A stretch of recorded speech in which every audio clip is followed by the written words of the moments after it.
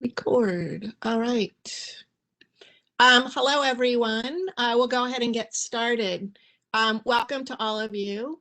I'm Corinne Jope, Professor of Art in the School of Art, Design, and Art History at James Madison University. And I'm so glad you could join us for Pato Hebert's gallery talk today. The talk will be about his exhibition, Lingering, which will be featured at the Arts Council of the Valley during the month of April. The exhibition was originally part of a plan we had for a 10-day residency to campus where Pato is going to be the Cultural Connections Artist in Residence in spring 20. And this was going to take place right after spring break, which is right when JMU moved to online. A second exhibition, Incandescent Movements, actually opened at the Center for Creative Inquiry on campus before break.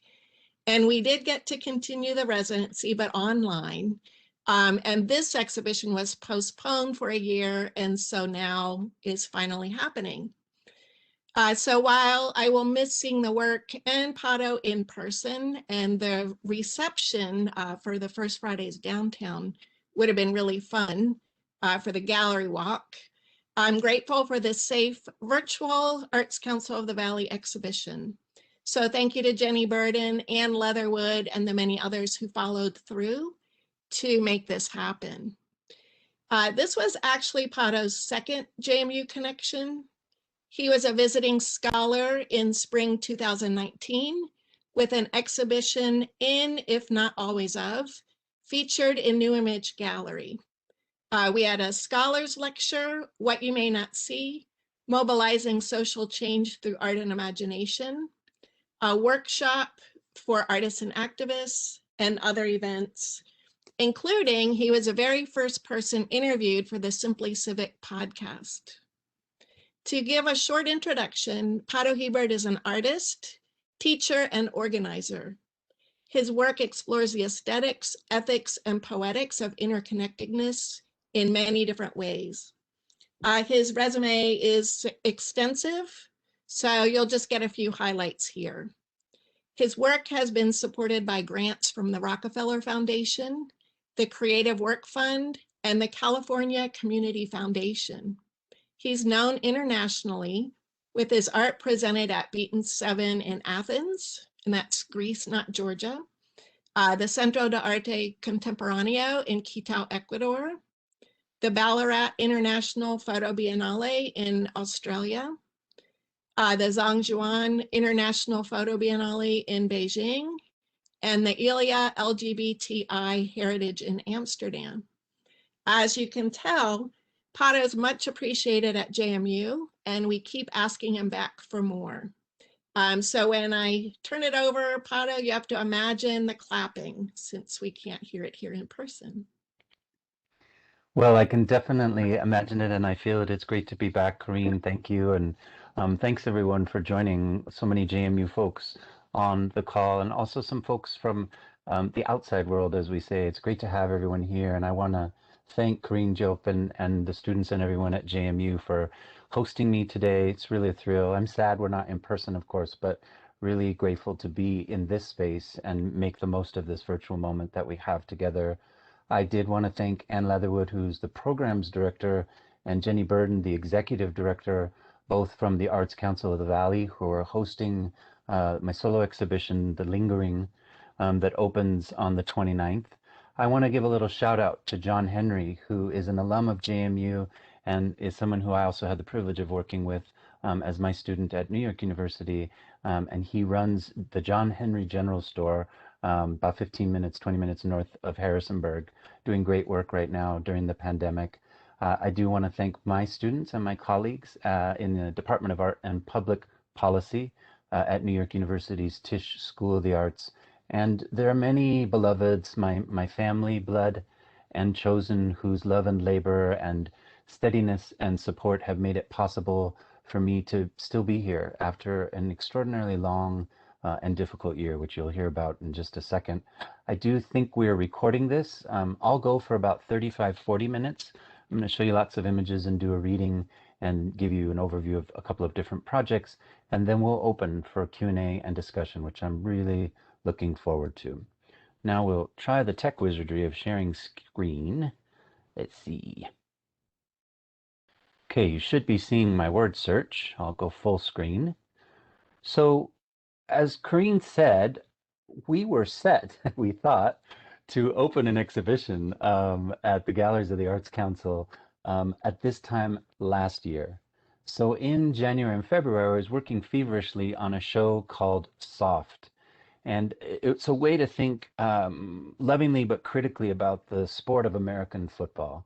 And I'll show you a few pieces that I was prepping a little over a year ago for this exhibition.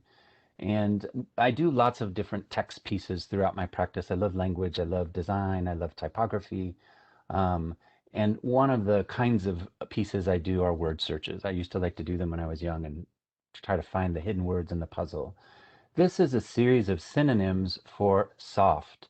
And in sports culture, soft is often used as an epithet. It's extremely insulting and derogatory to call someone soft, as if they're not strong or fierce or committed um, or successful. And so I've been thinking a lot about that, like what signals are being sent, particularly around gender and around resilience when we pathologize soft inside of sports culture.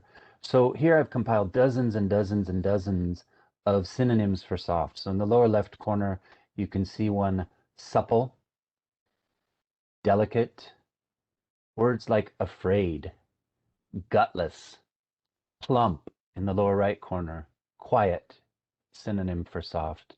And these different meanings. And one of the things I like about synonyms and the thesaurus when I'm writing is just trying to parse a little more of this, a little less of that. And how do you lean meaning through the words that we choose? And so inside of this puzzle are dozens and dozens of words that can be found. And they're made out of these iridescent stitched letters that are common on high school athletes' jackets and stuff. And I'm really interested in the materiality and just the visual culture of lots of things, but in this instance, sports, and how to redeploy it. So in beginning of last year, 2020, I was working hard, as I said, on this show, and my beloved parents, who I think may be on the call, so I want to send some love and shout to them. I haven't seen them since a year ago, and I'm missing them deeply during this pandemic time. They visited, and they were staying at my sister's house, and they knew I was working really hard on this. And instead of me driving them around LA like a responsible, loving son, they insisted that they help me try to get across the finish line with my schoolwork, which was completing this piece. So you can see them here at my sister's dining room table. She let me take over the space with them, and we're bagging the letters and labeling them so that we know where and how to install them once they get to Virginia. And I was introduced to the game of football very early on, which I loved playing and watching. I'm very steeped in the culture. And I particularly loved tracking and catching the ball or trying to prevent others. This movement through space and the tracing of this object moving sometimes elegantly and sometimes a bit clunkily through the sky. And of course, I didn't have that kind of language in the past, the language that I bring as an artist and thinking about dance and choreography or performance and site specificity or gender and expectation. But I loved the game. And so here I am, barely walking, being introduced to one of my first balls. This is in Idaho Falls, Idaho, where I was born, probably in the backyard of my Grandma McIntosh. At that time, probably still Grandma Hebert. In fact, this might well have been at her wedding. I don't know what the occasion was for me being dressed to the nines. But I've been thinking a lot about that, and in particular towards the downsides of football and the toll that it takes on the body. And so another text piece that I had created for the show was called Caught from Behind. And so here's the schematic that I would use to then put on the wall to hang it. It's made up of hundreds of cleats, metal tipped cleats. Cleats go on the bottom of the shoe for those of you who don't know, and it helps you grip the field when you're running. And of course, JMU has an extremely successful football program, really nationally renowned. So it's a very popular game, and we had originally imagined that I might do some collaborations with the football team and with other people accessing some of the gear and equipment and facilities there at the university. This piece was designed for the galleries at the Arts Council in downtown Harrisonburg. And it's part of a larger project I've been doing called Crunch Time. Crunch Time at the end of an athletic event is when the contest is up for grabs. It's not clear who's going to win. And it's getting down to that last little moment when it could go either way. And that is usually a high pressure, intense, and exciting moment for everybody involved, the players and the coaches and the fans. But I've also been thinking about, of course, the crunch and collision of bodies in a game like football, and how to embody that in a very visceral way, even though much of my work is conceptual. So I've had the privilege of working for over 5 years now, I think, with someone who I believe may have joined the call, the amazing glass artist and teacher David Willis, who was based in Portland when we were working together, but I think has relocated now to the Seattle area and is really a nationally and internationally renowned glass artist. And he was kind enough to let me join him in his studio and learn about flame work and how we might think about constructing these forms of the football mask, which goes on the helmet, out of glass. And glass is at once extremely strong and yet can be quite fragile. And so I really loved the material metaphor for using glass. Here's one of David's kilns, and we're annealing the prototype. You can see on the right, the very first prototype we did, thinking about line and wobble and arc and proportion, and the one on the left is the actual mask, which I sourced from a football supply chain. And I'd been thinking again about these collisions and what might happen. This is an extremely rough digital sketch from several years ago about decontextualizing the masks from the helmet and the body in the context of the game, and then having them float on the wall. And I was fortunate enough to be in residence at Haverford College a few years ago, and they let me play around doing some 3D sketching and working out some of the compositions on the wall and thinking about how these pieces might go together. My uncle Tom Henscheid was incredibly generous with his expertise and helped me build this custom mounting hardware. David and I had been tinkering in his studio in Portland with how might we actually have these things connected to but seemingly floating off of the wall. And then my uncle in Seattle helped me imagine this incredibly ingenious solution to delicately, I think, but securely presenting the masks. Most of them are individually mounted on the wall, but these two, David somehow worked his magic, and we were able to interlace them so that the red one is hanging off of the blue one as they're suspended on the wall. And one of them was a fragment that I had noticed as we were taking apart the actual masks, what they looked like in their incomplete or kind of ruinous fragment state, and I really quite loved it as a commentary on the game. So that's where this piece came from. I've been studying the impact that science is teaching us, that if you put large humans like me and smash them into each other time and time again, it is not the healthiest thing for the body. And Anne McKee is one of the leading neuropathologists who's been studying the brain for lots of reasons, but including now the impact of football and other collision and contact sports. And she works out of Boston, I think, and has really been part of an important core of people who've built the knowledge base that through science demonstrates what was understood commonly, but maybe hadn't yet been proven. And what you're seeing here are slices of brains of deceased football players, and where you see they're quite beautiful, these brown buildups of tau and plaque are actually haunting, because these brains of fairly young, in this case men, start to look a lot like an elder with Alzheimer's or dementia. And we can see the damage in the brain over time. And I find these images incredibly beautiful and also, of course, horrifying. And therefore, they add up to a kind of haunting iconography to me. Started thinking about what happens if we just invert them a little bit to bring a different kind of visual vocabulary. And so last February and early March, I was racing to complete a series of watercolor paintings in addition to the text pieces I've shown you and the sculptures. And then COVID happened to the world and to me. So what I thought I would do is read to you from 3 different pieces of writing I've done over the last year while living and I hope surviving as a COVID long hauler, and show you them in relation, show you the images that are in the solo show that debuts next week in relationship to some of this writing and this trying to wrestle with the horror that has been this pandemic. So I tested. My 1-year anniversary of testing is 2 days from now. It's the 24th of March. So that's when I took the test, and I got the notice on the 27th that I had tested positive. This is last year. So I told my immediate family and my closest friends, and then I decided to go public for reasons you'll see later, because I have a long history working in community health, particularly HIV prevention. And I knew that COVID was still quite new in everybody's world, and there was a lot of confusion and mystery about it, and there was debate about whether it was real, how serious it was, is it just like the flu, etc. So I wanted to push against that stigma, and I chose to go public. And so here's some of what I said. Yesterday, I received a call telling me that I tested positive for the COVID-19 virus. Ever the artist, here are photos of me in the mask they gave me on Tuesday as I pulled into the parking lot for my test, before I knew the outcome. I'm sharing to help counter the stigma of the virus, to ground it and to make it real, to remember that care can look and feel like so many different things, and that right now we must summon them all in our fragile, magnificent world. I feel great rage, if no surprise, that the federal government responses have been deadly slow and inadequate, that our healthcare providers and caregivers and grocery workers are so under-supported and imperiled. This is a year ago that I was writing this. That testing and the most basic epi responses are only now slowly beginning to ramp up, that profits have been prioritized over people and the planet, that health necessities and food are somehow considered commodities, that our people on the inside are at great risk, that our people without shelter are so vulnerable, that national leadership still doesn't understand that healthcare is a human right.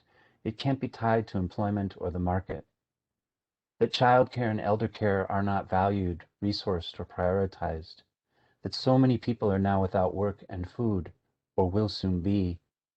These gaps in funding and resources are by design. Some of us have been surviving them for centuries. It does not have to be this way. So I'm also moved by all of the amazing community organizing afoot, our interpersonal, local, regional, national, and transnational systems of mutual care. This is the public testing site that I was able to access the second day they were offered in Los Angeles last year, and it's in a park called Elysian Park. It's near the police academy, it's near Dodger Stadium. It's a really important, gigantic urban park near the center of the city. I go on to write, we have to keep cultivating and expanding these care networks in all the ways that we can. I'm grateful to have decades of collective HIV, feminist, queer POC, immigrant, class-conscious, counter-ableist, and popular education wisdom, tactics, strategy, and community to help guide and nourish and fortify us. I'm grateful for folks who are doing the work on the daily and stepping into and channeling their power right now. But I'm also writing to tell you that I love you and that I want you and yours to be well, to embrace joy and the important things, to live as we always have in our shared work together, with consciousness, consideration, critical thinking, compassion, and care. This time will pass, and we will both be diminished and stronger for it. We will also be changed. I already am. With today's rising sun, I ask that I might have the gift of slowly continuing to evolve into my better self, more mindful of my selfishness and ego, my greed and fear, my ignorance and weaknesses, wobbly courage, wavering certainty, blessed potential, sacred breath. So after I tested positive, I returned to that park eventually as a place to try to heal my body and my spirit. And so this is an image of a different part of the park. And I continue in that first post, just the day after I tested positive, to say, I clear the bits of phlegm from my throat and open my lungs to it all, embracing that nothing is assured. But unlike so many others, too many thousands upon thousands of others, I'll likely be fine. I'm home and safe in LA. I've got no fever, plenty of groceries and provisions, only very minor cold flu symptoms. On Monday afternoon, I've got a phone consult with a primary care provider just to be connected to medical expertise. I'm surrounded by love and support, and I live 4 blocks from a hospital. So do not worry about me. Instead, please practice renewed generosity, sharing in new and sometimes uncomfortable ways, principles of mutual and self-care, love, and be gentle with yourselves as the work around us intensifies and exhausts.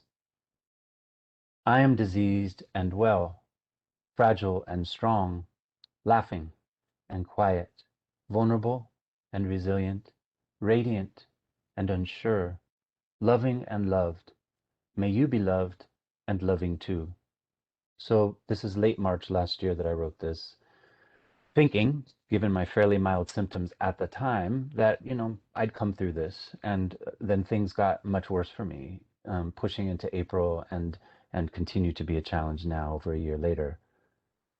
In the late spring, my good friend Alexandra Juhasz, who's a feminist media scholar and a long-term HIV activist, saw my posts and was also going through her own COVID experience and realized, because of the shared HIV work that we've done for decades, how important it was to talk to each other about it and with others, and to try to start to write about this moment we were all living in, and through the specific lens that the two of us have had of living with COVID, and to try to begin to understand a cultural history and a way to theorize and philosophize what this incredible, horrible time has been like. So she said, can we push some of the images you've been making and the writing that you've been posting online into something else, into a more developed piece?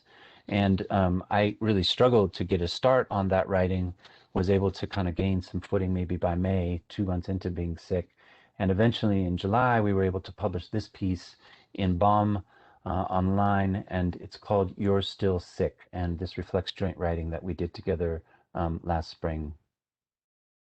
And this image I'm showing you from the Lingering series in the park where I walk to kind of rebuild myself is dried out by the time we get to late spring, early summer. Not a lot of rainfall, Los Angeles, so it's semi-arid space. And these beautiful flowers that had dried up started to look like a field of coronaviruses to me. And there was this mask that was somehow suspended down the hill in this kind of bramble of dried flowers. And I found it so poignant and strange and quirky and haunting. And it, for me, has become one of the signature images of this larger series that I call Lingering. Science is only beginning to learn what we have been living. This is Alex and I writing last spring. Just how complex and uneven recovering with COVID-19 can be. Recovering, a process, ongoing, so different from that shifting beacon of being already recovered. With COVID, it seems like sometimes there is no easy past tense, only a long and frustrating lingering. This means living with the virus's episodic and unsettling resurgence. Trust and optimism easily erode here. Confusion reigns in this dispiriting place and time of coronavirus recovering. Health feels unfinished, uncertain, incomplete. This is a different kind of flattening. So much talk of spikes, surges, waves, plateaus, hotspots, curves. Just as regions and cities are now in varying stages of opening up, often only to close back down, we the infected, are in various states of recovering. The country's nowhere near fully reopened, and we're nowhere near fully recovered. Instead, we live in a messy and ambiguous unfolding. When you're afflicted with COVID-19, all of your corporeal compasses can skew. The virus and your human responses to it make it hard to know whether what you're feeling is allergies, a mere cold, psychosomatic, or the very real effects of stress. This becomes particularly disorienting when you suffer through clear symptoms that eventually recede, only to reemerge. We've found that learning from each other, listening to each other, having our symptoms reflected and augmented by those expressed by another, are all forms of confirmation, more validating than any test. COVID-19 sufferers find buddies to authenticate our lived experiences and what is patently true in our bodies. Daily, seemingly unceasing stresses and previously unfelt assaults. In early March, I had a sore throat, sneezing, a cough with phlegm, not dry.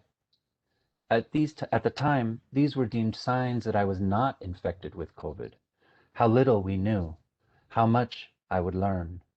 Soon sleep unfriended me, no matter how much NyQuil or melatonin I offered in seduction and supplication. By April, I stopped taking sleep aids because they made one part of me stumble toward collapse, while my lungs clenched toward constriction. Late at night, I'd be yanked between these extremes, needing desperately to sleep, but unable to because my body anxiously wanted to breathe freely. In the bed, I developed elaborate positions on my side, with head elevated on multiple pillows, spine extended straight toward my feet, a cushion between knees, free arm propped on hip away from weighing on lungs, torso torqued to the ceiling, all in hopes of inviting an open passage of air. I was exhausted during the day, and I dreaded the night. In spring, my emotional watershed was also reconfigured. I cried more than ever, weeps into sobs, into hiccups, into hopelessness. Patience, compassion, empathy, and generosity feel harder to come by now. For self, toward others, I'm regularly frustrated, yet too tired to be enraged. Doubt is pervasive, trust beleaguered. Even my biological belly is a cauldron. I've had ongoing TMI moment, ongoing and uncomfortable gastrointestinal issues, incessant bloating and gas, few moments of diarrhea, daily bouts of inflammation, especially after any bits of sugar or gluten. On various nights, dispersed across several weeks, my gut wrenched with the telltale sign of food poisoning. It was COVID. There have been neurological logjams as well. Focus, motivation, and cognizance have all been adversely affected. Short-term memory can be a struggle, trying to summarize what happened last week or even last night. Thoughts slide off into the road and the COVID fog. Word recall gets jumbled too. I see a few letters, hear some sounds, but not enough of a Scrabble word to play from the scramble. Once in mid-June, I tried to order mapo tofu for my partner. It came out Maputo, the capital of Mozambique, where I was scheduled to contribute to a global HIV prevention summit in late March. That historic gathering of activists was canceled due to COVID. Sometimes it feels like my mental dexterity has been too. This unevenness is distressing. Old symptoms come back to say hi again.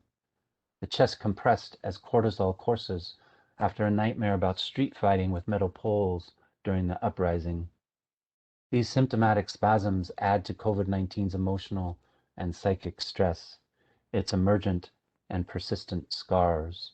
So again, I'm showing you images from the Lingering series. When I walk in this big urban park, I take my phone with me, like most of us, and it's really become one of the only ways I can create over the last year. As I said earlier, I had to stop the creation of the Soft Show, the exhibition that we were working so hard to prepare and present there in Virginia. In fact, half the work was already shipped in February and is still sitting in boxes at James Madison University. And the other half is sitting here in my studio in LA. We were just about ready to put the finishing packing on it and send it out when the coronavirus hit. So my own creation as an artist and my process of making had to change radically over the last year, including long stretches of time where I can't create much at all. But I can take my phone with me. And as anybody who knows me and has tried to walk with me or go somewhere, I tend to incessantly make pictures of everything. I'm just interested in lots of things and how they look when they're photographed. And so that became a way to do that regular practice and still feel like I was alive as an artist. And of course, a year later, I've already passed the 1 year anniversary of my first symptom. And as I said, 2 days from now will be the 1 year anniversary of testing positive. So on my 1 year anniversary of symptom, I did a post, and this will be the last piece that I read to you. I'll probably never know when or where I got infected. Beyond my epidemiological geekery, it doesn't really matter. What matters is that the president was busy being flippant and racist, obsessed with the wrong campaign, the Trail of Narcissism. What matters is that public health infrastructure had been eroded for decades and was not properly in place. Profits for some prevailed over healthy possibilities for all. Resources and mobilization were slow or altogether absent. Intelligence downplayed, science undermined, messages muddled, dereliction of duty rampant. So there appeared 1 year ago today, my first symptom in the form of a sore throat. Guidelines didn't even consider it a sign of infection at the time. Yet now, when I talk for too long or get run down, the sore throats are still here a year later. They serve as raw reminders need their remedies, pronounce COVID's claim to the crown of resilience. But I'm still here too, with small announcements not quite my own.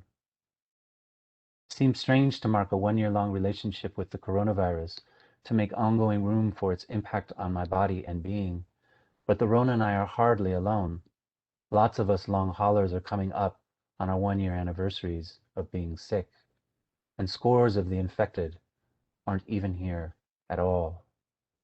In this country alone, more than 500,000 people did not make it. Less euphemistically, they're dead. There is barely a day that someone I care about isn't telling me of a person in their life who's died from COVID. These dead, our dead, are disproportionately Latinx, Black, Indigenous, elders, working class, and poor.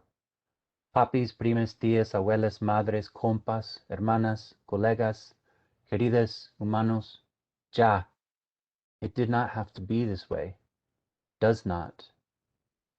I can make my offerings of thanks for being here, and I do, daily, at least as often as I cry, which I do all the time now thanks to COVID leaving me with the condition called Pseudobulbar Effect. My neurologist explained the condition to me, the diagnosis for all my puddles. She said some people laugh, like the Joker, and others cry. Like La Llorona, I think, like me.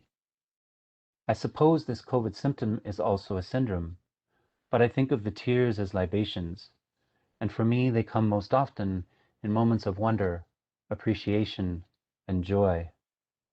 I can marvel at being able to take a walk and spend time with raptors. I can weep endlessly at your abundant generosity and love that sustain me, the communal currents of tenderness and care, the unearned privileges of ongoing health care and flexible work from home, the mystery of a body that is slowly better, if stubbornly not well, a body that does not quit. Yes, I can and should celebrate survival, feel hopeful at the arrival of vaccines, fret over us desperately needing them for more than rich arms and rich nations. Hashtag People's Vaccine. But in my small and vital celebrations, I am also mining the mourning and the reckoning to come. Forgive me if this makes me less than giddy. Like you, I'm tired and ready for a new world. But La Covida Loca ensures that there is no forgetting or repressing or white-knuckling it through.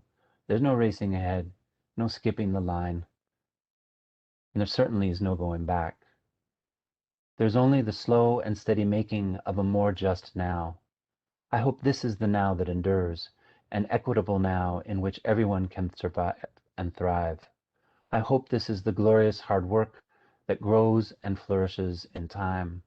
I hope this new now is one of playful discovery, together, as surely as COVID and I have had to learn how to share this body.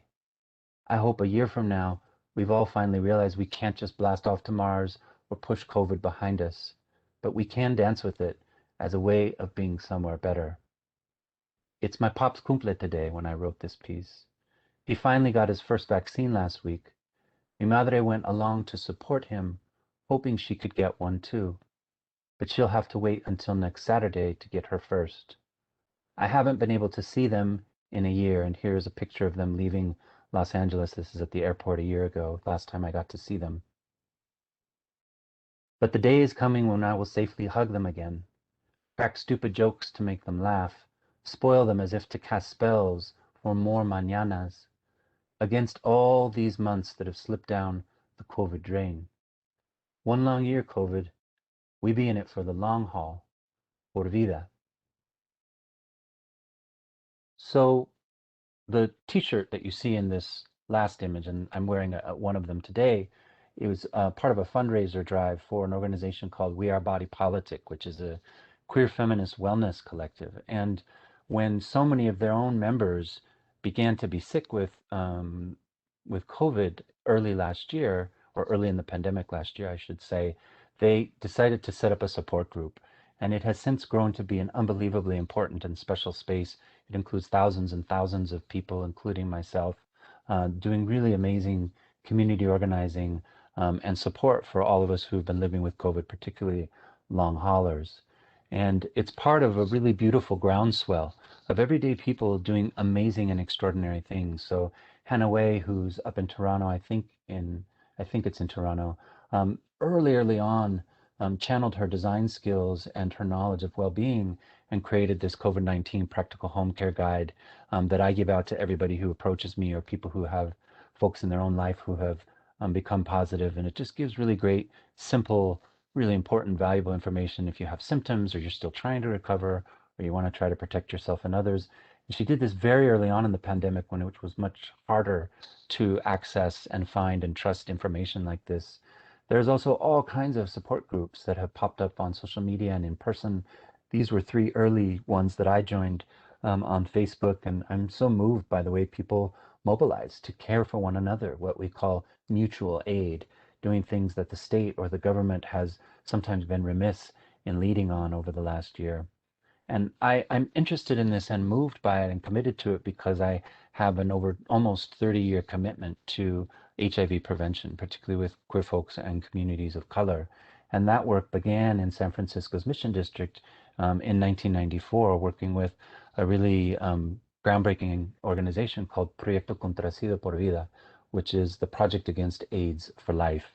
And I had the privilege of teaching art classes as a way to build community and talk about things that can be so difficult to talk about otherwise, and also just to make, sometimes beyond the space of language. And this is pre-social media, and very few people had cell phones, and so we had print-based outreach brochures. So this was the general brochure repurposing the Sacred Heart of Jesus, a very familiar iconography in Latinx communities, towards the notion of a caring, loving heart on fire for the wellness of everyone. We did a really dynamic and important brochure, transgender community, called What's the Tea? This is in 1996, and it opens by asking, whatever made us decide to transform, experiment with, or create a new gender identity should be honored, shared, and celebrated. PCPV, the organization, provides a safe space for the full expression of transgender magic, and the text is really the brainchild of an amazing writer and organizer and thinker, Ricardo Bracho, who was my introduction to HIV all those years ago. And we worked together with Pail of Water Design to create these brochures. This was the youth brochure. The program was called Ike, which in Spanish is sort of like, so what? And it can be said with some sass and some attitude or even some just nonchalance. It stood for Young, Queer, and Under Emergency. And so that's 96. I moved from San Francisco to Southern California to go to grad school. I'm saying that for the students in the room who may be trying to imagine how to get through this pandemic and also into a future that is vibrant and lively and is yours for the making. And so I chose to go to graduate school in Southern California. And somebody who I had only met once, but is now 20 years later, I'm proud to call my work husband. His name is George Ayala. He had seen the work I just showed you from San Francisco, and he himself had moved to Los Angeles to be the deputy director of the county's AIDS office. And so Los Angeles, of course, being one of the largest jurisdictions in the country and extremely hard hit then, as it still is, by the ongoing pandemic of HIV and AIDS. And he said, would you be interested in doing the work that you started in San Francisco, but on a larger scale across the whole county with communities of color?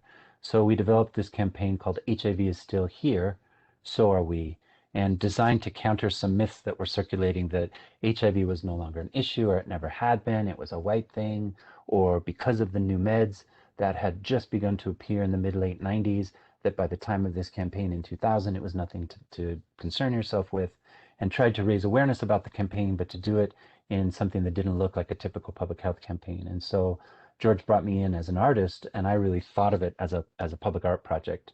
And this image is by Paul Orozco, who had sent it. It's a print, an old print like you would get from the drugstore, to a lover through the mail. Really beautiful image in the shower. And paired it with this tagline I've been thinking a lot about because I have this syndrome that causes me to cry all the time now. And the tagline for this particular billboard was, "Our tears are here to cleanse us." And you can see a couple of examples up in the upper right of how it appeared as it moved through the streets of Los Angeles. So this is 2000. We included the hotline because not a lot of people were accessing online community yet. And during the run of this campaign, there was a threefold increase in the number of people seeking services, counseling, and support through that hotline. Out of that, I was invited to come work full time inside of an AIDS organization, mostly organizing community-based HIV prevention and education programs, but also doing cultural production, which is a fancy way of, as an artist, of saying making art with others. And in public health terms, would be called doing social marketing or building collateral and outreach materials, and needing to hybridize these languages, these practices of visual culture, writing, text, imagery, um, towards the possibility of preventing the spread of HIV and building wellness with and among people. So one of the things I was so fortunate to do with several other editors and writers was a cultural production shop that produced art journals, literary magazines, and comic books that went out for free all over the country. This is in the aughts, so from about 2003 to 2010. I'm skipping just to give you a little sense of this background in community health, but eventually that led to George and I and others doing work internationally and organizing, trying to build social movements against HIV and for human rights. So one of the things we would do is build spaces at the International AIDS Conference, which I jokingly call is the Olympic of AIDS, but it happens every 2 years instead of 4 at different sites around the world. And it tends to be the pharmaceutical companies, and the public health officials and high-powered leaders who gather to kind of set the direction and update each other on what's happening in AIDS and HIV. But because we fight for it, there's always a small contingent of community-based people who are doing the work in very seemingly modest but extraordinarily groundbreaking and vital ways at grassroots levels. So one of the things we do is set up a space, in this instance for queer men, where people can propose workshops, lead activities, guide discussions. We also always show artwork to liven up the space and transform it from just feeling like a cubicle inside of a large convention center. And it's also a space where people can just hang out, charge their phones, get something to drink, etc. And so in 2016, that occurred in Durban, South Africa, and was so excited to work with the artist and activist Ajamu, who's a London-based photographer and has for decades built an incredible body of work photographing queer diaspora, which is to say Black people, mostly in London. But when I met him, he was on a residency in New York City, and since then we've done work together in Canada and Sao Paulo in Brazil, and he's continued to develop this extraordinary practice. In Durban, what we did is feature portraits that he'd previously made from the Fierce series. You can see 3 of them along the top, and how they really transformed the space there in at the conference. He also set up a pop-up studio on one end of the space, and so would make images with folks. This is Kenny, who does amazing organizing in Nairobi in Kenya. And you can see how Ajamu built this really beautiful rapport and sense of community inside of this otherwise fairly sterile space over the course of a week. And then each morning he would post on the screens in the space the portraits that he'd made with folks the day before. And so it became this beautiful image-based and community-based feedback loop that built momentum and connection over the course of the week. And when I was on my lunch breaks, I would go to the concourse and photograph what are called delegates, the people who attend the main conference. And I've been doing this for over a decade. These are all from Durban, super interested in the fashion and the gesture, people literally coming from all over the world, the labor that allows us to convene and exchange strategies for preventing HIV, the kind of scale and exhaustion, the relationships, the kind of blurring of time, all of these things in a piece that I call Delegates, and it appears as a large-scale grid. So this is Durban in 2016, and it's part of the exhibition that Corinne mentioned in her introduction that opened last February 11th at JMU. And so I was set to go in late March, and we were going to do with Daniel, who organizes the Institute for Creative Inquiry and very generously set up this solo exhibition, which is a mini survey of my photo work that deals with light and performance. We were going to do a closing kind of conversation over lunch and a walkthrough of the gallery. And of course, I never even got to attend the show because of COVID.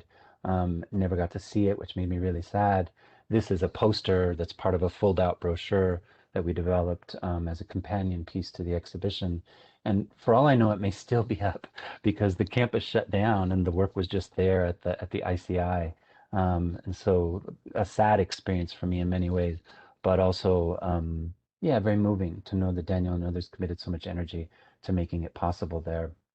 And so the work was made in 2016. It was shown in Virginia in 2019, but it also in 2018 appeared in Amsterdam, which is where the next HIV conference was, the International AIDS Conference. So this is at the main public library in Amsterdam, this beautiful contemporary building, and it was sponsored by the LGBTQI archive that sits inside that library and is an extremely important repository for queer history in the Netherlands. And we timed it so that this work, and as well as Ajamu's work, which appeared elsewhere in the library, were up for the 2018 International AIDS Conference, which again was in Amsterdam. So work and imagery from different places and times coming and being presented 2 years later. And for this exhibition space, which was really the activist space, did a very different kind of piece. Instead of Ajamu's work, we curated pieces from different queer men's feeds, and this show is called Feed Me. Many different people from all over the world contributed, including, as you can see in the lower left corner here, Enzo Ibarra, who is one of the most amazing artists and creative people I've ever met, and was fortunate to meet him during the time I was working at AIDS Project Los Angeles on the publications and things that I showed you a moment ago. So this is Enzo. At one point, he was putting himself through school at Fashion Institute downtown LA and said, being just a tad bit extra today. And I said, Enzo, would you be willing to contribute this to an international exhibition? And he was very generously willing to do so, for which I'm grateful. So then that happens, 3 years ago. This past year, I'm walking in the park, Elysian Park in Los Angeles, trying to build up my lungs and just stay creative somehow. And I see the dusk light running through this mask on the pavement. It seems so beautiful to me. And I'm leaned over trying to make a picture of the mask with my phone, and I hear this Pato, and I'm worried that the light's going to go away, so I don't turn around. I just say, "Sí, ¿quién habla?" This is in Spanish. And he says, "Enzo, it's me." And so he pulled over, and there we were, meeting after several years in Elysian Park. And I was so moved that both of us, in going to this important place to take care of ourselves and our mental and our physical health, had bumped into each other. We ended up having an amazing, long, intimate conversation about just catching up on all the things that were going on in our lives.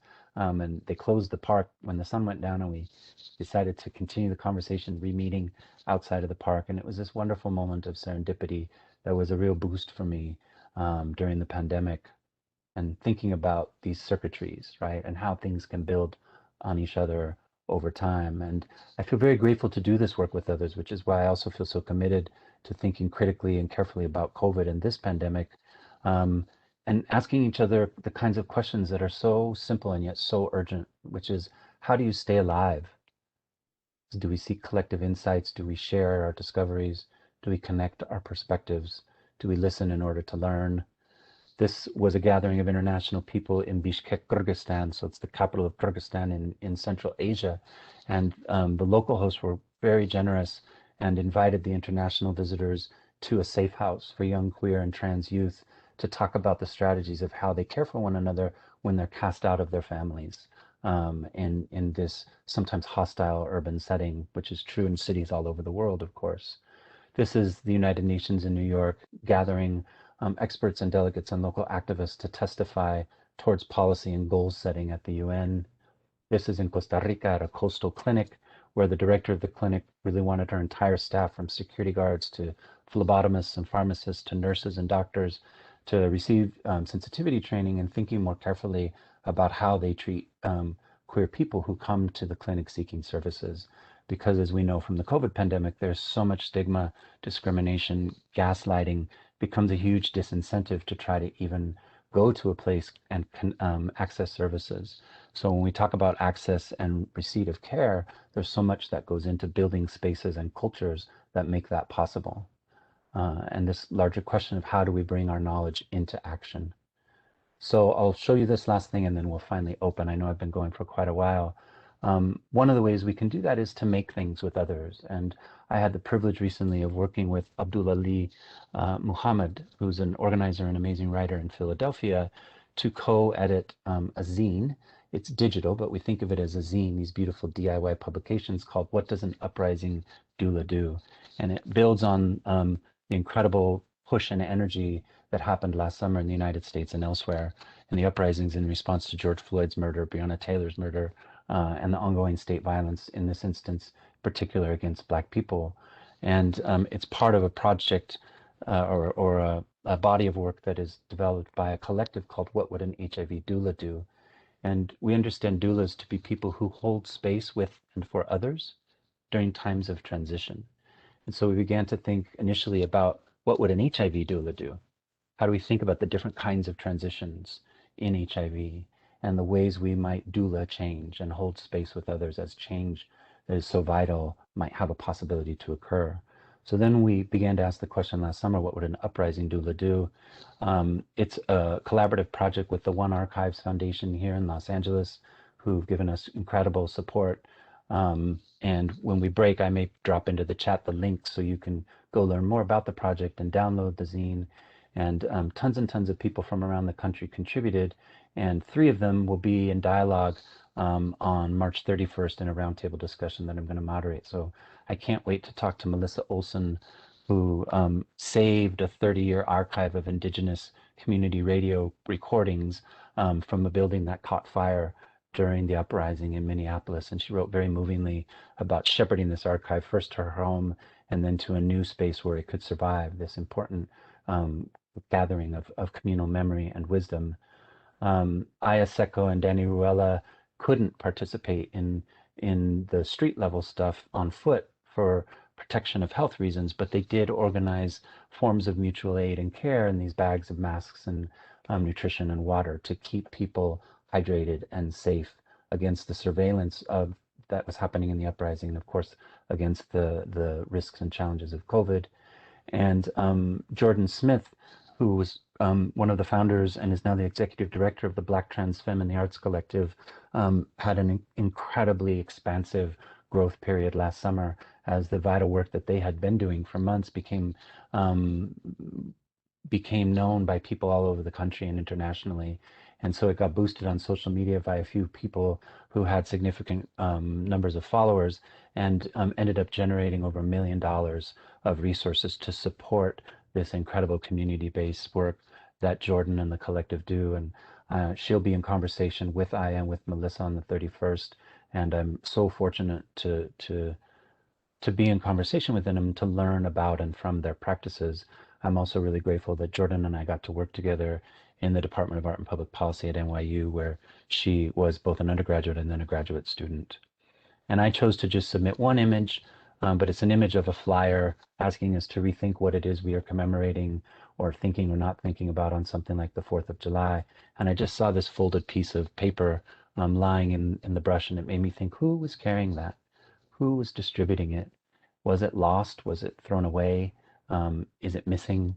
And thinking about that in relationship to the pandemic and also this idea of uprising. I'll close with this.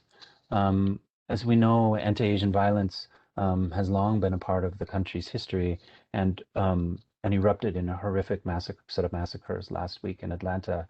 Just before that happened, the Stop AAPI Hate Project had just released its national report, and this constant ongoing violence and harassment and threat and assault that Asian people have been experiencing in this country over the last year and really much longer. But in this instance, the report covers the last year. Time magazine just ran this. On the cover is this beautiful artwork by Amanda Fingbody Pakaya's art, and articles by Katie Lang and Lucy Feldman tracking this much larger history that isn't just the last year, but goes back much further to the Chinese Exclusionary Act or the internment of Japanese Americans during World War II. There's a long, long history to what happened.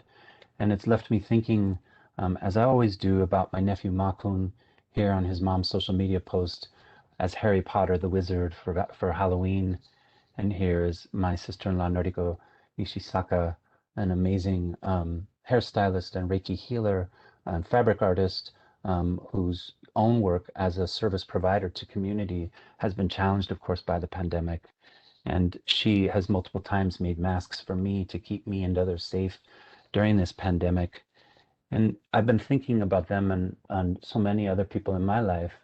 That's just my own personal connection.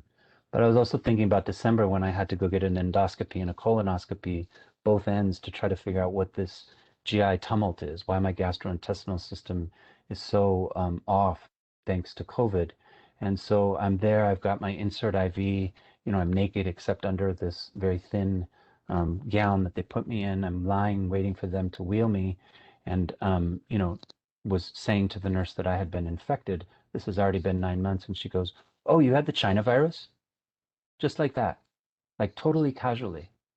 And it made me think about the kinds of xenophobia and racism that have been circulating all year long in relationship to the pandemic and to so much else, and how that creates the kind of context for what happened last week in Atlanta um, it becomes horrifically fertile ground for these kinds of assaults. And so I thought I would close by just honoring and remembering the people who lost their lives last week, and tasking myself to think differently and to think more critically about how we need to shift our thinking in the culture around us so that things like the pandemics of violence and COVID don't take us out. So give thanks for the lives lived and mourn the passing of Soon-Jung Park, Kyun-Jung Grant, Sun Cha Kim, Young Ai Wei, Delana Ashley Yuan, Paul Andre Michaels, Jiao Ji Tan, and Dayu Feng.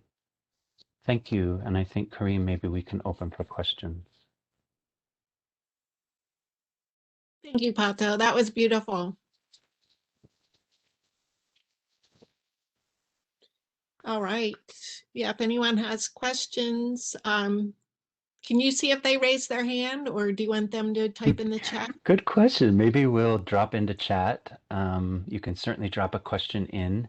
If you have the capacity to raise your hand, we can also try to catch you that way. I'll also look at attendees here, Karine. Okay.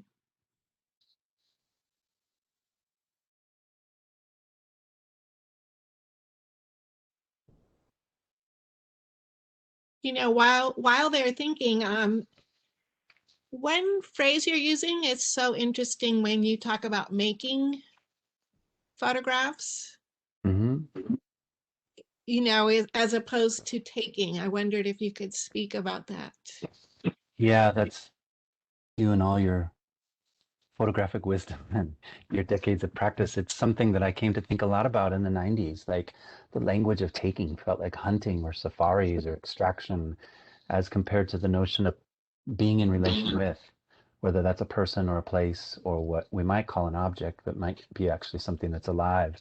And how do we think of the possibility of, at a minimum, an exchange, maybe even a collaboration, and something that Ajamu calls an attuning, to space or place and that which is around us. So when I remember, I'll often try to call it a making, Karine, and also to not simply reduce photography to the technology of the camera or the capture or the film, but to think of it as a kind of process that emerges or builds, rather than just being a machine-based kind of extraction.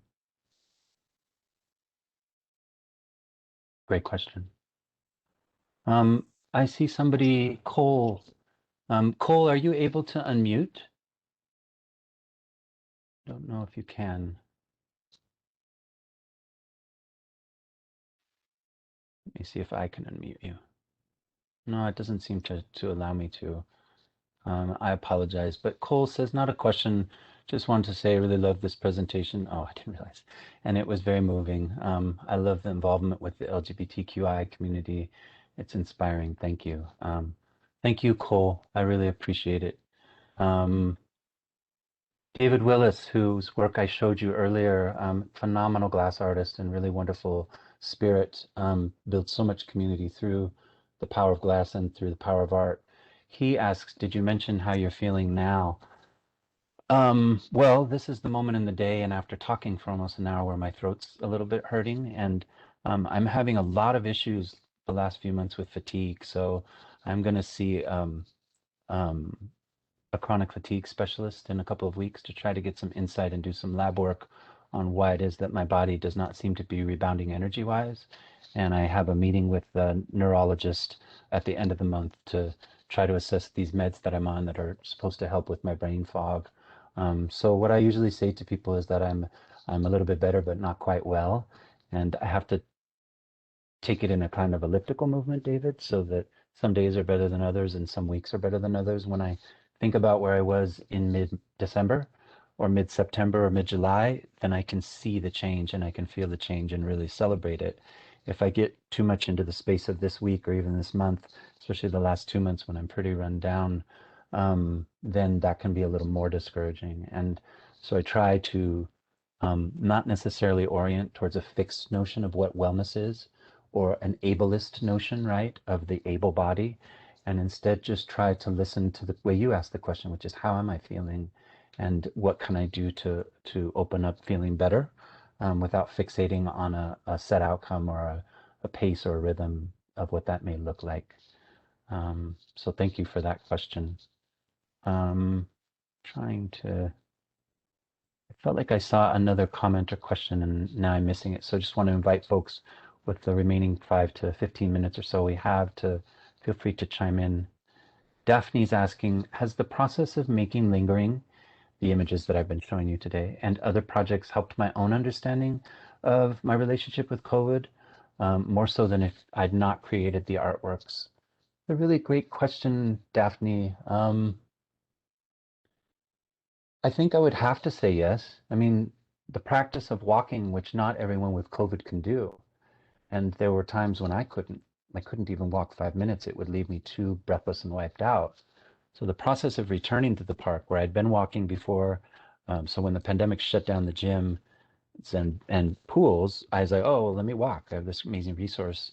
Let me spend time in the park. And then I tested there, and then I couldn't hardly move at all. And then I returned to the park, right, after 3 or 4 weeks of being sick. And it was really emotional to rebuild a sense of moving in my body and to try to trust my lungs again, as compromised as they felt. And I think even just at that level, the practice of walking, which in art language I could call performance or site-specific kind of art making, the walking practice definitely made me more aware and has been integral to my relationship to COVID. And knowing that I can't always move well, and it's certainly not something that everybody can do. Each of us have a very particular experience with COVID. And then, yeah, I think the making of the images made me feel like I still have some creative capacity. And I have to, like everything else in my life with COVID, scale it to new, I don't even want to say expectations, but new possibilities, new understandings. Sometimes that feels very much like it's what has been limited, what has been compromised. But in the making of the work, for all that it isn't, it's not sculpture and it's not a big in-person show that we're doing in Virginia. It's an online show. It still makes me feel like I'm very much in a process. And part of why I showed you so much of the HIV work or the Uprising zine was to see that out of these practices come resources and possibilities to keep creating despite the challenges of the pandemic. And so it's been very helpful. Last thing I would say, Daphne, is that writing with Alex and thinking with other people, not just people with COVID, especially with people who've been sick, but also anyone who wants to think thoughtfully and critically about this pandemic, has also been really healing because it cuts against the isolation and challenges and expands my own understanding of what we've all been living through.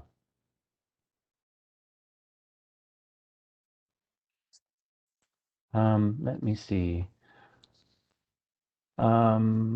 Lisa says, how did you edit your photographs of the masks with the inverted colors?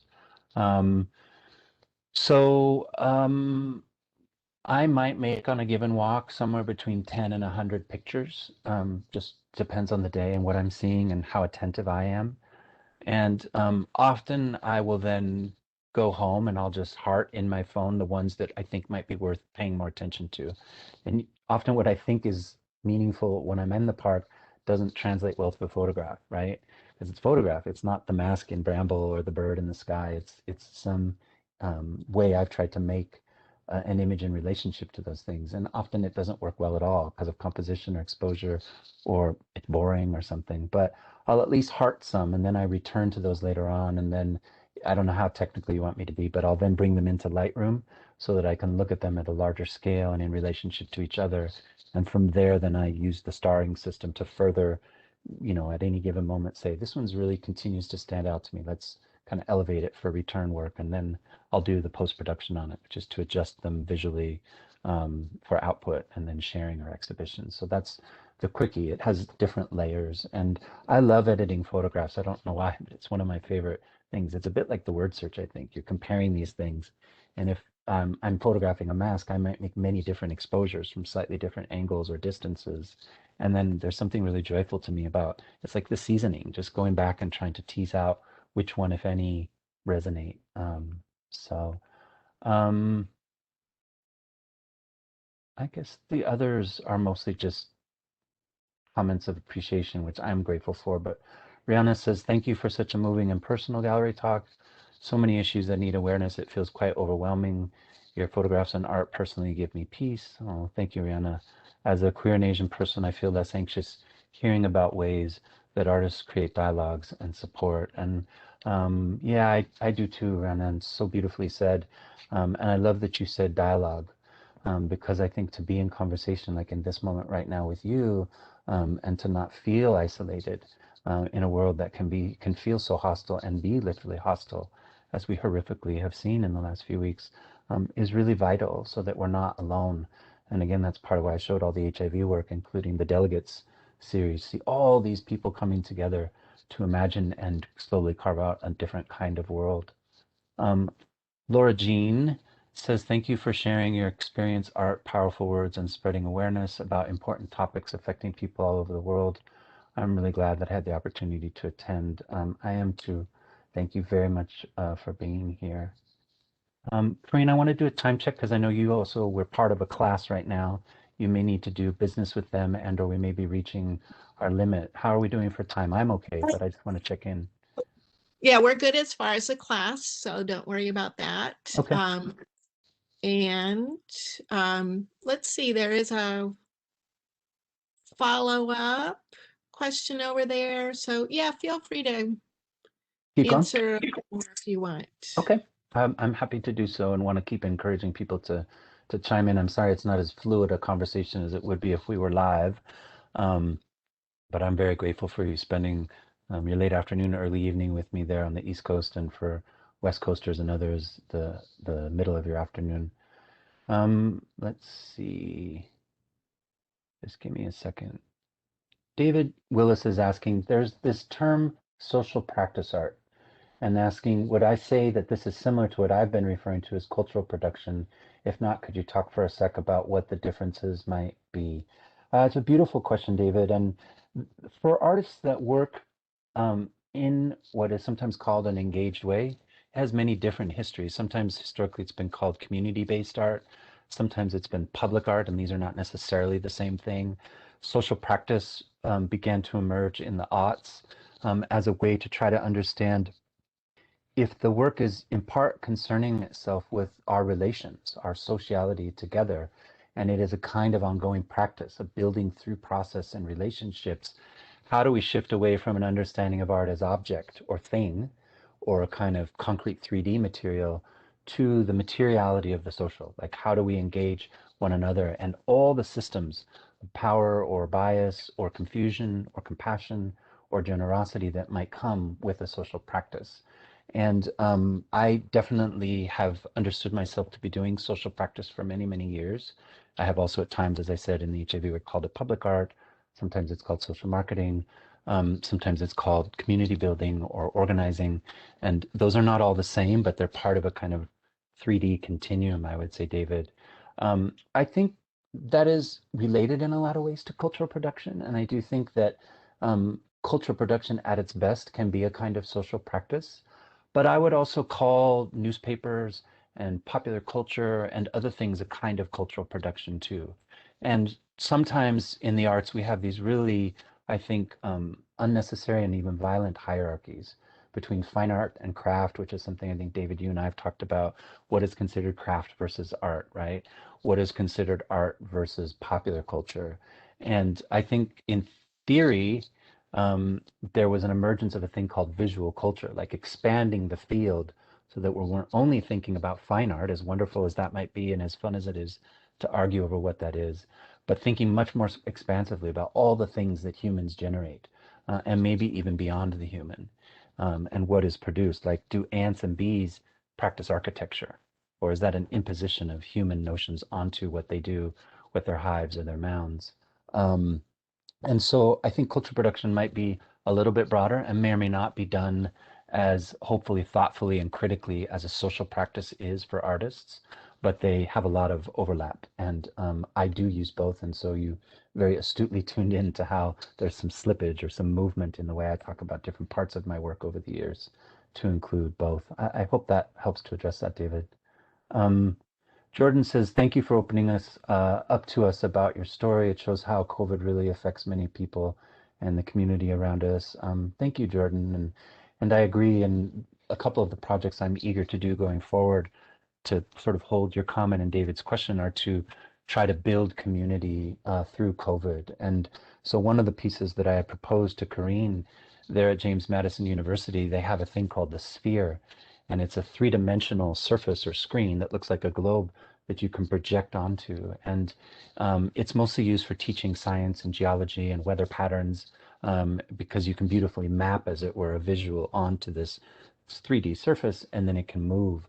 So of course, as an artist, we're always playing with materials, right? Like masks in the park, like IV tubes in my hand, like science screen sphere at the university. And I was super geeked out, and Corrine was generous enough to help me do a site visit and work with the text to try to imagine, well, oh, what might we do? And I was really stumped.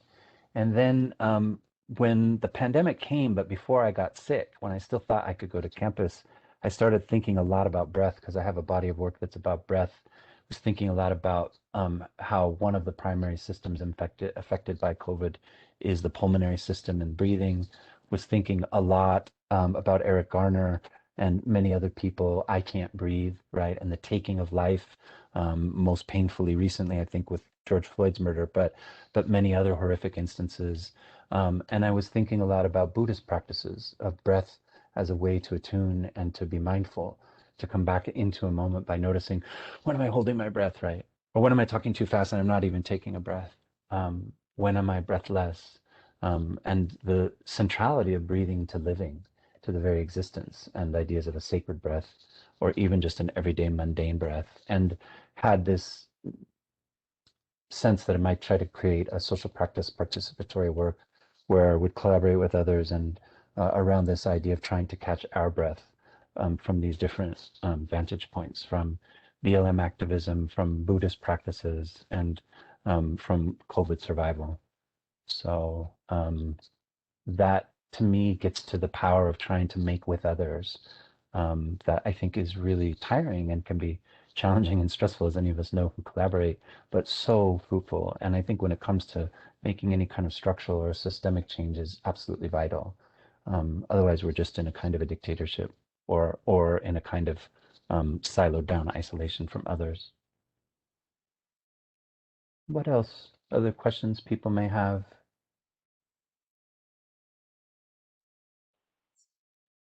There's a kind of long but interesting question I could read if you want. Sure, that'd be great. I need to sip on some water. It says, following up on Corinne's question, Pato, you said in the talk that when you walk, you're interested in everything you see. I'm interested in how it will look as a photograph, which is more than being interested in how something looks. In addition to the artistic moves of framing and composition, I imagine that the fact that a photograph can be readily shared is part of what makes it a compelling medium. It's a way of connecting, communicating, and so much of your work is about that. How do you see your current work in relation to the documentary tradition, especially given the experimentation with color shifts? Beautiful. I mean, insights about photography and it's a beautiful question. Thank you. Sometimes when I have to give a shorthand for this body of work, the Lingering series, I'll say it's both a document of and an allegory for the pandemic. And so I do think that the color shifts and the kinds of abstractions and distortions and inversions that happen in the work, especially aesthetically, but I think and hope conceptually, are pushing more into the realm of allegory. So that there might be a way to feel our way and maybe think our way towards different understandings of the pandemic. But it's also at some level just a document. And at a certain level, I'm documenting the horrific environmental impact that humans are making on the park through all of the PPE that I keep finding. But I'm also, I suppose I could say, documenting. I hope relating and communing is also happening beyond just the sterility of documenting, but with the life cycles in the park. And so one of the reasons why I think that park has been so important to me in the COVID process is being reminded of something much, much larger than myself and beyond just the realm of the human or the social, which I was talking about a moment ago. but thinking about other kinds of relations that don't only center on or focus the human. As much as I would like this little human life and body to persist, and I'm doing the best I can, right, to not succumb to this other living organism that has now decided to dance with me, i.e. the coronavirus. Um, but it's really helpful to see lizards and coyotes and raptors and rabbits and stink beetles and all the plants and flowers, the trees in particular, stone, being in relation with those and thinking about much larger cycles of time in some instances, like the life of stone or the life of a 70-year-old eucalyptus tree, and down to a life cycle, say, of insects that might only be a matter of weeks or maybe months. And then the migratory patterns of some of the birds that come through. And it has, at some very implicit level, helped me to appreciate existence in a different time frame than the pandemic's time frame or than my own body's experience of it. Is that being documented or even made allegorical in this work? I'm not quite sure, but at a minimum, you know, the park and nature appear, as do the PPE. And I do have a sense that over time, if we look back at this body of work, it will be very much located in this moment, right? All that PPE becomes a kind of signifier. Um, but in addition to documenting my own experience, my daily walks, kind of journalistic style, or meaning in my journal, excuse me, or the marks that have been made or the cycles that endure in the park, um, I think it also pushes a little beyond documentary. And that was part of my choices. I think you keyed in on to do these, what I might call distortions, but also ways of reimagining the park, and so that the document is more open-ended than it would be if it was simply archaeological or simply a kind of autopsy. You know, I don't want to wear you out either. I did have one last thing I wondered if you could talk about.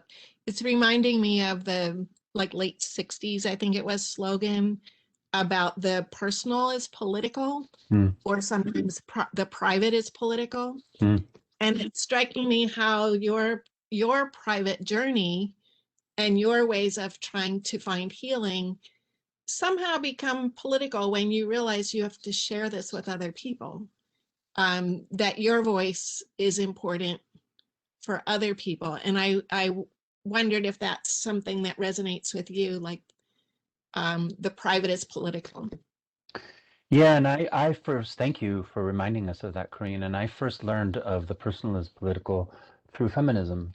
And it was really transformative to me. Feminism gave me the tools in some ways that I'm trying to deploy when I'm looking at football, for instance, through a different angle about the body or about gender all these years later.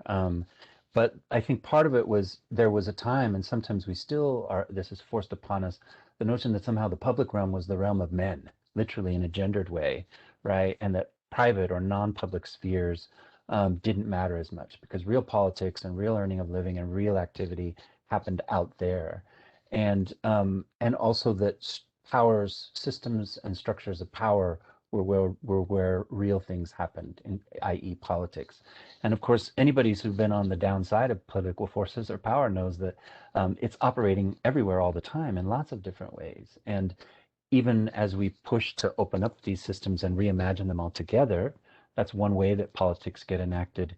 How we treat each other, or how we understand ourselves, or how we hold family history, or how we engage strangers is also deeply political. And so the personal is political came through a feminist analysis of gender and power relations to me. And I like that you are also reminding us of the private and the public. One of the things that was really illuminating for me recently was reading about grief and mourning, and then was writing something, and all on my love of synonyms, I was kind of inter exchanging them, right? Kind of like David Keaton in Culture Production, Social Practice earlier. And I thought, oh, let me look these up. Are they really synonymous? Are they the same thing? And I read something that said that that grieving is might be thought of as private, um, and that mourning is when it becomes public and collective. And maybe if we think about a funeral where 50 people are gathered, perhaps socially distanced or not, or a wake, or a ritual that sits somewhere between, because it may or may not be public, meaning open to everyone, but it is collective. And I would say that the collective and the political can also be deeply, deeply personal. I can have my individual experience, or you can have yours. But there is something that there is political possibility, Karine, when we do that with others. In other words, if I think of politics as being tied to ethics and to power, we would necessarily have to work those out with others. We have our own working out with ourselves we have to do. But if, as Buddhism teaches, the notion of self is a little bit specious anyway, because of interconnectedness, then what feminism was teaching us through the personal political is right on the mark, that we can't so easily separate these spheres. And it's why I opened my 1-year reflection piece, the third piece I read, by saying, of course, like geeking out on science and epidemiology, I'm always curious to know when and how did I get infected. But it's never about ascribing blame in an individual sense, either blaming myself or blaming someone else who, quote, infected me. That line of thinking, I think, is super dangerous. We always want to ascribe blame out of our fears and our judgment and our stigmatization to keep it over there. And so instead I went to the systems that made me sick, right, which was government neglect. And the coronavirus would have spread around the world regardless. That's what they do if there aren't concerted, systemic, structural political efforts to prevent the spread of things like HIV and the coronavirus, which are different, but not so dissimilar in the ways that they reveal these inequities collectively. And so, sure, perhaps as an individual, I would have gotten sick, even if this country had the very best response possible starting in late December, right, when it knew something was coming. But President and others decided not to address it publicly and systemically in a way that could prevent it because they're too concerned about re-election, amongst other things. And so, yeah, I've had a deeply personal journey with COVID, and I'm sharing some of that here. But all throughout it, as document, allegory, journal entry, public presentation of an art exhibition, is an attempt to also reckon with the political aspects of COVID. So I really appreciate your question. Well, we should probably let you go, but thank you so much. This was so moving. I know there's so much that we can actually, since it's recorded, go back and listen to again. And I hope maybe sometime your sphere work will actually happen, your Pato and a sphere, and the work that you had so lovingly put in order that never got to be unpacked. Maybe that can happen at some point. So. Well, I do too. You've been super generous, Karine, you and JMU, and I'm waiting for the bill when you send me my storage bill for keeping all that artwork in stores. But maybe there'll be a moment in the next year or two where we can do this live and keep building on the relationship that you've so lovingly cultivated. So very grateful. Thank you. All right, and I'm grateful too. Thank you so much. And I'll look forward to seeing your show at Arts Council of the Valley online. Yep, opens on the 29th. All Thanks, right. everyone. Thank you.